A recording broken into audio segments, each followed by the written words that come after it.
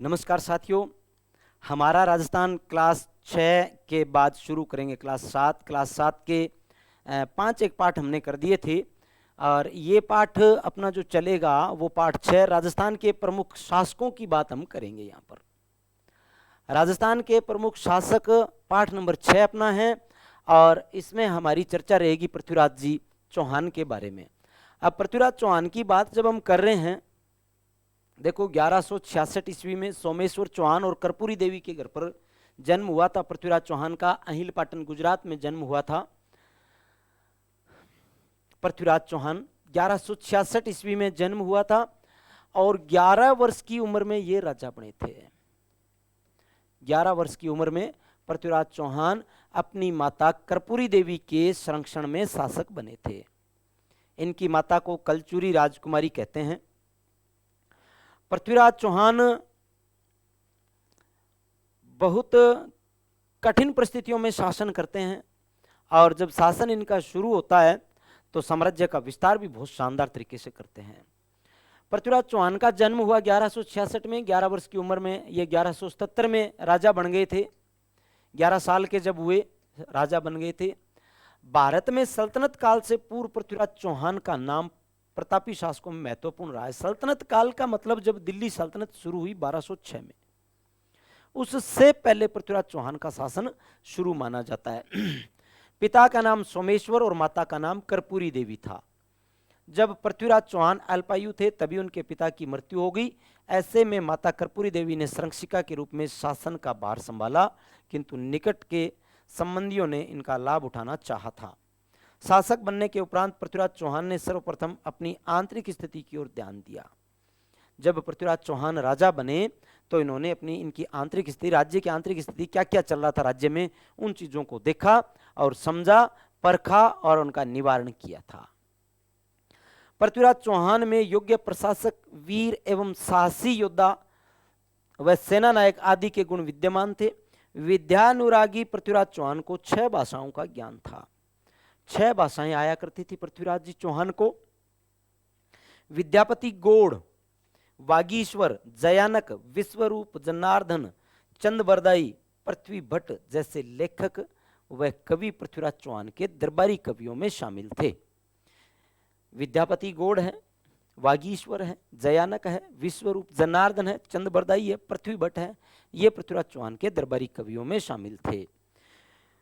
दरबार की शोभा बढ़ाते थे। पृथ्वीराज प्रसिद्ध ग्रंथ पृथ्वीराज रासो की रचना कवि चंदबरदाई द्वारा की गई थी। पृथ्वीराज रासो में चंदबरदाई ने पृथ्वीराज चौहान की विजयों का उल्लेख, पृथ्वीराज चौहान के शासन का उल्लेख किया है।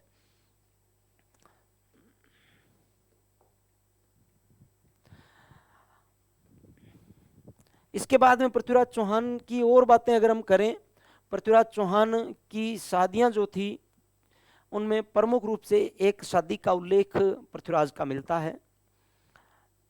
एक शादी का उल्लेख जिसका मिलता है वो तो पृथ्वीराज की पत्नी है संयोगिता,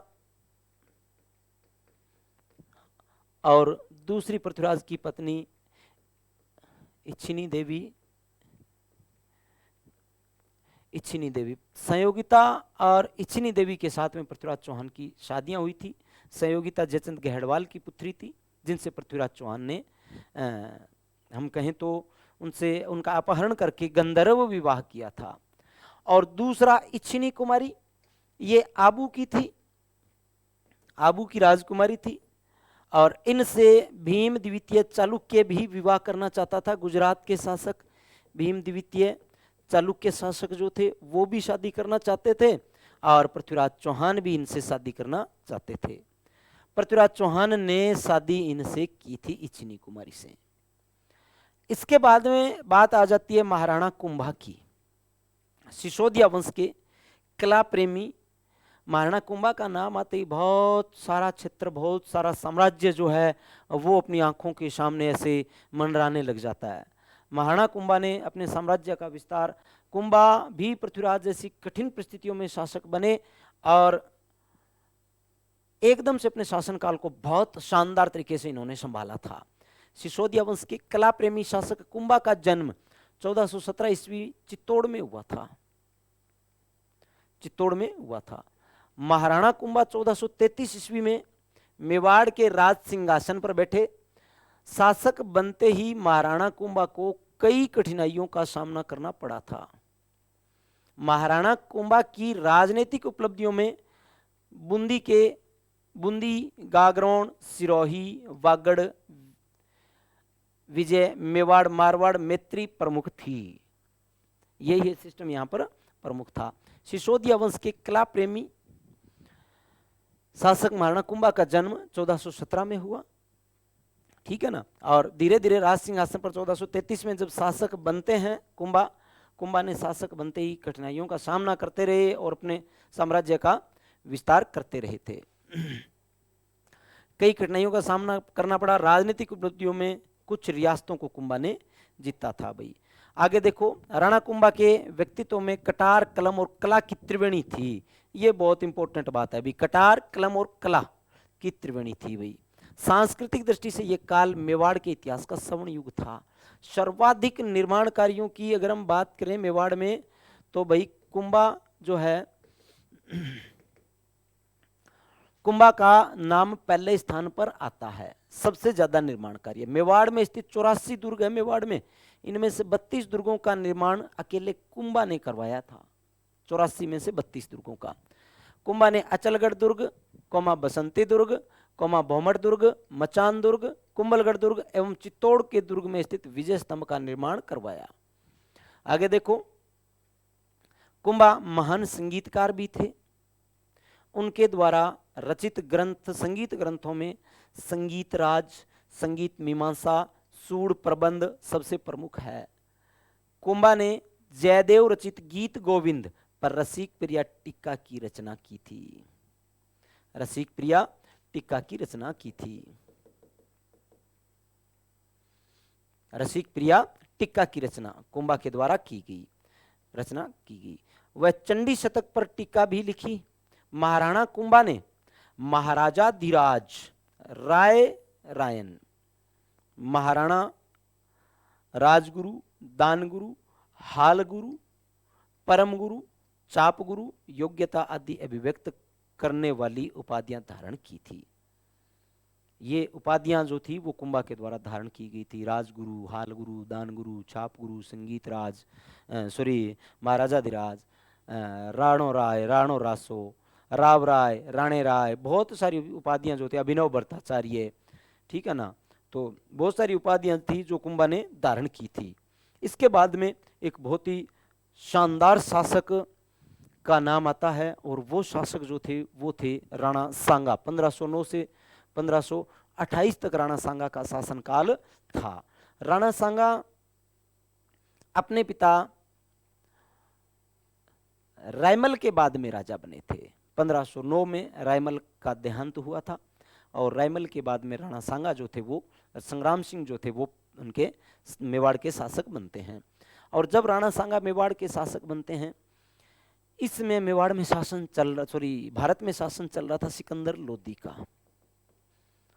सिकंदर लोदी का शासन भारत में चल रहा था। सिकंदर लोदी का शासन भारत में चल रहा था। इनके देखो, सांगा का वास्तविक नाम संग्राम सिंह था। राणा सांगा राणा रायमल के पुत्र थे। इनके शासनकाल में मेवाड़ अपनी शक्ति के चरम उत्कर्ष पर पहुंचा। इन्होंने सभी राजपूत राज्यों को संगठित किया और उन्हें एक छत्र के नीचे लेके आए थे।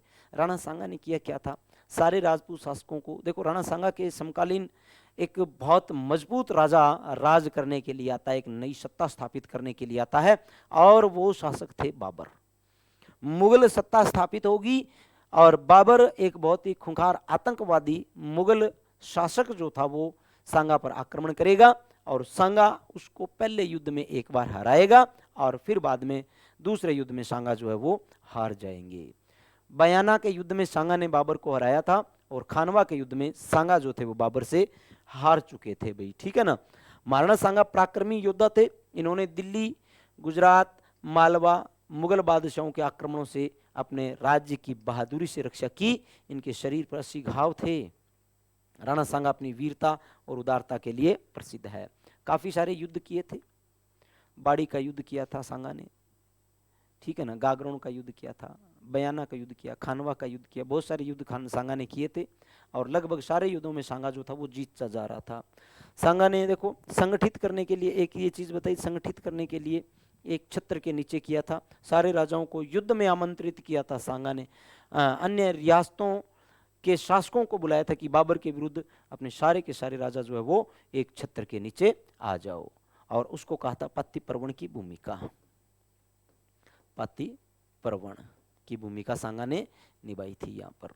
इसके बाद में मालदेव बहुत प्रतापी राजा मारवाड़ के, बहुत शानदार शासक मारवाड़ के, बहुत ही शानदार राजा हुए थे मालदेव। मालदेव 1532 से 1562 शासक रहे थे। अपने पिता राव गांगा की मृत्यु के बाद में राजा बने थे। कुछ इतिहासकार तो ये भी कहते हैं कि मालदेव ने अपने पिता राव गांगा की हत्या भी की थी, ठीक है ना। मालदेव राठौड़ वंश के राव गांगा के ज्येष्ठ पुत्र थे। मालदेव स्वतंत्रता प्रेमी महत्वाकांक्षी शासक थे। मालदेव ने निरंतर सैनिक विजयों से और कूटनीति से मारवाड़ के राज्य की सीमा का विस्तार किया। मारवाड़ के इतिहास में राव मालदेव का शासन मारवाड़ का शौर्य युग कहलाता है। बहुत इंपॉर्टेंट है कि मारवाड़ का शौर्य युग किस शासक का काल कहलाता है। उन्होंने अपने काल में कुल 52 युद्ध किए, इनमें से एक साथ छोटे बड़े 58 परगनों पर अधिकार किया था। बहुत ही इंपॉर्टेंट बात है कि 52 युद्धों में 58 परगनों तक अपना शासन विस्तारित करने वाले राजा कौन थे, तो वो मालदेव थे। सर्वप्रथम बादराजुन को जीता, इसके बाद नागौर, मेड़ता, सिवाना, बीकानेर पर मालदेव ने अधिकार कर लिया था। मालदेव ने सौजत दुर्ग, मालकोट दुर्ग, पोकरण दुर्ग का निर्माण करवाया था। सौजत है, मालकोट दुर्ग है और पोकरण दुर्ग का निर्माण करवाया। 1562 में मालदेव का देहांत हो गया। मालदेव को फारसी इतिहासकारों ने हस्मत वाला राजा मतलब ताकतवर राजा कहा है, सबसे ताकतवर राजा। और हकीकत थी मारवाड़ का मालदेव जितना मजबूत राज्य अपने शासनकाल के दौरान मारवाड़ को इन्होंने बनाया, उतना उस समय मजबूत दूसरी कोई रियासत थी नहीं भाई। क्यों? इसमें महाराणा उदय सिंह मेवाड़ के राजा थे। मालदेव जितने पराक्रमी योद्धा वो नहीं थे, महाराणा प्रताप के पिता, ठीक है ना। बीकानेर में शासनकाल देखो पहले जेतसी का था। 1541 में मालदेव ने जेतसी को युद्ध में मारा था और जेतसी के बाद में बीकानेर के शासक बने थे कल्याणमल। 1544 में राजा बने थे। शेरशाह सूरी की सहायता से राजा बने थे और ये कि शेरशाह सूरी की अधीनता भी इन्होंने स्वीकार की थी, लेकिन मालदेव को ये मंजूर नहीं था। कारण मालदेव के 2 सेनापति थे। मालदेव किसी के आगे झुकना पसंद नहीं करता था। कारण मालदेव के 2 सेनापति जेता और कुंपा थे। जेता और कुंपा ने मालदेव के शासनकाल को विस्तारित करने में बहुत ज्यादा सहायता मालदेव की थी। और जेता और कुंपा शेरशाह सूरी से युद्ध करते हुए 1544 में गिरी सोमेल के युद्ध में वीरगति को प्राप्त हुए थे, ठीक है ना। आगे चर्चा करते हैं महाराणा प्रताप जी। और नाम जब महाराणा प्रताप जी का आता है ना, महाराणा प्रताप जी का जब नाम आता है तो मन में एक वीरता, एक उल्लास, एक बहुत शानदार शासक की रील है ना वो बन जाती है।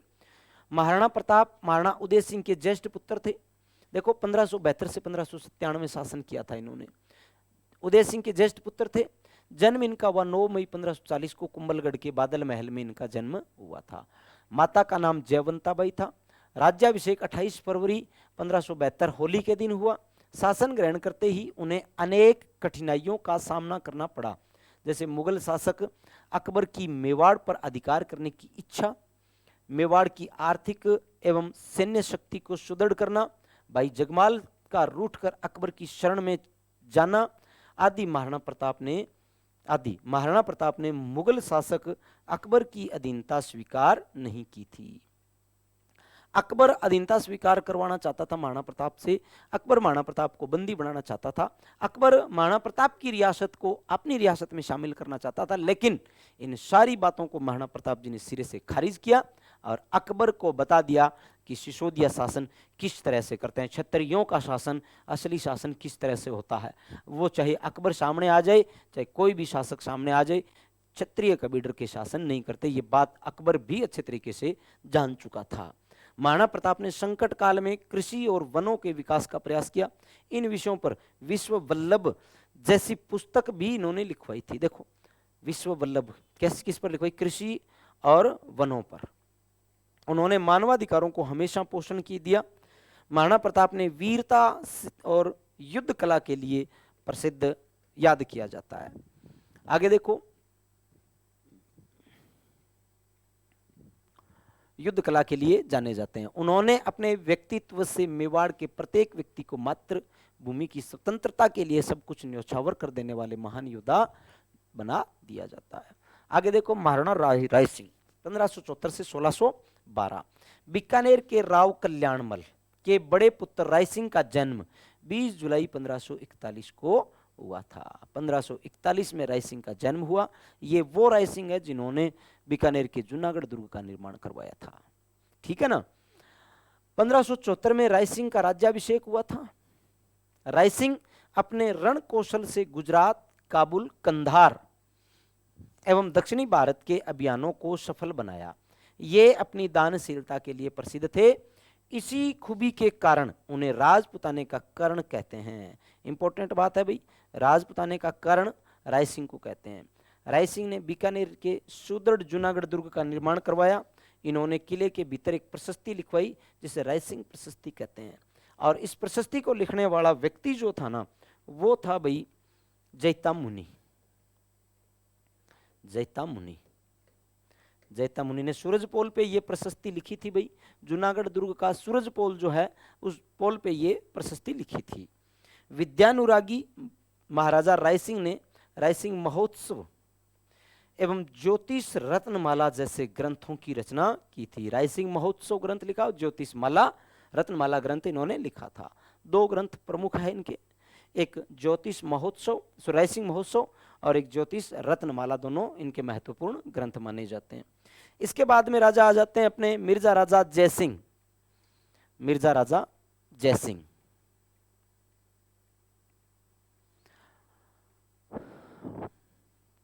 1621 में राजा बने और 67 तक रहे थे। कछवा वंश के जयसिंह 1621 में आमेर की राजगद्दी पर बैठे थे।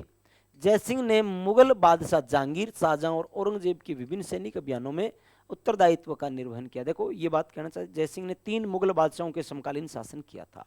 जहांगीर, शाहजहां और औरंगजेब, 3 मुगल बादशाहों के समकालीन जयसिंह ने शासन किया था। आमेर का शासन संभालते ही जहांगीर ने उन्हें सर्वप्रथम अहमदनगर के मलिक अंबर के विरुद्ध अभियान पर भेजा। इंपॉर्टेंट बात है, सभी पेपर के लिए आप देखेंगे कि मलिक अंबर के विरुद्ध जहांगीर ने किसको भेजा, तो जहांगीर को। शाहजहां ने 1679 में जयसिंह को मिर्जा राजा की उपाधि दी। ये बहुत इंपॉर्टेंट है कि मिर्जा राजा की उपाधि जयसिंह को किस शासक के द्वारा दी गई थी, तो भाई वो उपाधि दी गई शाहजहां के द्वारा। औरंगजेब ने जयसिंह को दक्षिणी भारत में शिवाजी के विरुद्ध अभियान के लिए भेजा था। और औरंगजेब और शिवाजी और जयसिंह के बीच में पुरंदर की संधि हुई थी जून 1666 में। आगे देखो, मिर्जा राजा जयसिंह वीर सेनानायक, कुशल राजनीतिज्ञ होने के साथ साथ ही साहित्य और कला प्रेमी थे। मिर्जा राजा के राजकवि बिहारी, ये इंपॉर्टेंट है भाई, जयसिंह के राजकवि बिहारी ने 1662 में बिहारी सतसई की रचना की थी। बिहारी सतसई की रचना की थी। बिहारी सतसई की रचना की थी, इंपॉर्टेंट बात है ये, ठीक है ना। और जयसिंह के दरबारी कवि राम कवि ने जयसिंह चरित्र की रचना की थी। तो देखो 2-3 चीजें देखिए, एक तो शिवाजी के विरुद्ध गए, पुरंदर की संधि इन्होंने की है 11 जून 1665। पुरंदर की संधि ये की है, पुरंदर की संधि जयसिंह के साथ, जयसिंह और शिवाजी के बीच में हुई है। इसमें शिवाजी को इन्होंने बुलाया था औरंगजेब से मिलने के लिए कि आप औरंगजेब के अनुसार काम करो। आगे आ जाते हैं अपने मिर्जा राजा जयसिंह। मिर्जा राजा जयसिंह भाई, मिर्जा राजा जयसिंह जो है देखो, जन्म बुरहानपुर महाराष्ट्र में हुआ था इनका 1626 में। पिता गज सिंह की मृत्यु के पश्चात जसवंत सिंह का राज्याभिषेक किया गया। देखो जसवंत सिंह बड़े बेटे नहीं थे, ये बात और है, जसवंत सिंह गज सिंह के बड़े बेटे नहीं थे। गज सिंह के बड़े बेटे थे महाराणा अमर सिंह राठौड़, जिनको कटार का धनी नागौर के शासक के रूप में रहे थे। मुगल बादशाह शाहजहां ने जसवंत सिंह को महाराजा की उपाधि दी। मुगल उत्तराधिकारी युद्ध में जसवंत सिंह ने पहले शाही सेना शाहजहां के साथ थे, परंतु बाद में आमेर के शासक जयसिंह के कहने पर उन्होंने दोराई के युद्ध में औरंगजेब का साथ दिया था। औरंगजेब ने जसवंत सिंह को अपने राज्य के विभिन्न क्षेत्रों में भेजा था। देखो मुगल उत्तराधिकारी का मतलब यह है कि शाहजहां के बेटे, शाहजहां के बेटे जो थे उनमें मुगल उत्तराधिकारी युद्ध चल रहा था। अब शाहजहां के बेटे जब लड़ रहे हैं आपस में राजा बनने के लिए, और इनमें मुख्य लड़ाई जो चल रही थी वो चल रही थी एक तो दारा शिकोह और दूसरे औरंगजेब के बीच में। शाहजहां यहाँ पर दारा शिकोह को राजा बनाना चाह रहे थे, लेकिन मजबूत औरंगजेब निकला था। औरंगजेब मजबूत निकला। औरंगजेब ने दारा शिकोह को बंदी बनाया, कांकड़वाड़ी के किले में कैद किया और वहां पर मार दिया था। और राजा बने थे 1658 से 1707 औरंगजेब। ठीक है ना, इनकी बात भी हम करेंगे आगे किताबों में। जसवंत सिंह ने दक्षिणी भारत में औरंगाबाद के निकट जसवंतपुरा कस्बा बसाया था। जसवंतपुरा कस्बा। जसवंत सिंह अच्छे साहित्यकार थे। इन्होंने आनंद प्रकाश, सिद्धांत बोध, बादा भाषा भूषण, प्रबोध चंद्रोदय, ये किताबें लिखी थी भाई साहब, बहुत इंपॉर्टेंट है, बहुत इंपॉर्टेंट किताबें हैं। और इनके बाद में आ जाते हैं राज सिंह, महाराणा राज सिंह, 1652 से 1680 का शासनकाल। राज सिंह का शासनकाल 1652 से 1680। 1652 में महाराणा जगत सिंह के पुत्र राज सिंह मेवाड़ के शासक बने। राज सिंह ने मुगल उत्तराधिकारी में औरंगजेब का साथ दिया, परंतु औरंगजेब की नीतियों ने राज सिंह को उसका विरोधी बना दिया। औरंगजेब के कारण ब्रज से गोवर्धन श्रीनाथ जी की मूर्ति को लेकर आए गोस्वामी भक्तों को राज सिंह ने शरण दी थी। ब्रज से ये गोवर्धन जी की मूर्ति लेकर के आए थे, श्रीनाथ जी की मूर्ति लेकर के आए थे।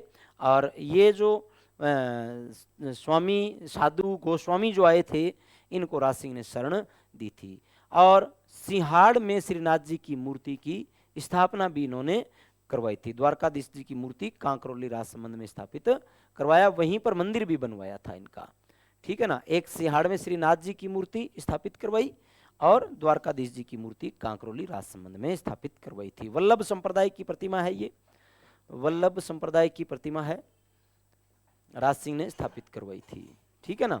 उदयपुर में अंबा माता का मंदिर बनवाया, अनेक जल स्रोत बनवाए, कांकरोली में राजसमंद झील बनवाई जो अपनी कलात्मकता के लिए प्रसिद्ध है। इसी झील पर रणछोड़ भट्ट तेलंग द्वारा लिखित राज प्रशस्ति 25 शिलालेखों पर खुदवाया गया। इसे राज प्रशस्ति के नाम से जाना जाता है। ये विश्व का, ये देश का सबसे बड़ा प्रशस्ति मानी जाती है ये।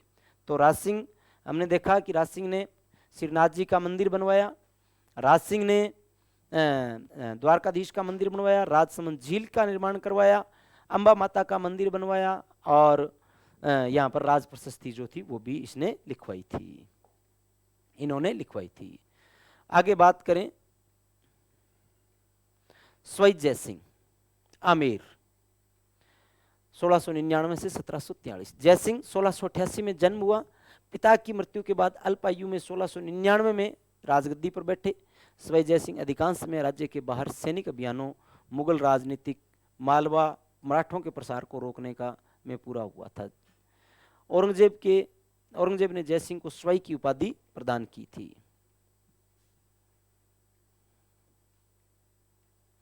आगे देखो, राजस्थान के इतिहास में स्वै जयसिंह की गणना महान शासक, सेनापति, विद्वान, आश्रयदाता, नक्षत्र एवं गणित के विज्ञान के रूप में की जाती है।